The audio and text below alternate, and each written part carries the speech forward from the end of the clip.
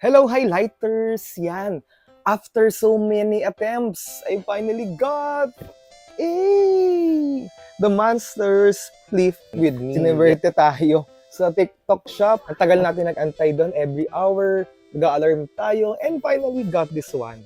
But I chose to open this one together with you, highlighters, since nakita ko kasi sa mga nag-post lately, sa mga nakakuha, may something sa kilay ni nila Bubu. The monster. So let's try. Let's open this one. Hopefully wala. Para hindi.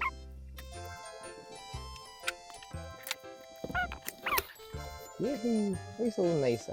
And here's the toy. Shing! Nice! Ang ganda. Actually, may facial expression siya na ginagawa. Napapalitan yung eyes niya. Kaya, yun. Sulit naman yung 4,400 for this one. And let's see. Wait. Yes. Decent naman siya. Wala siya nung damage dito.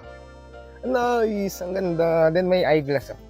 May eyeglass. Naka-sneakers. Oy, same kami ng polo. And may pants. So, yung magayang yung forma nito. Wala lang akong sneakers. Pero color green meron ako. I mean, may sneakers ako, pero hindi siya black. Makabili nga. Ito yung mata. Here's the front part. Nakita nyo? Nice. Ba? Ba? Yan ang in love.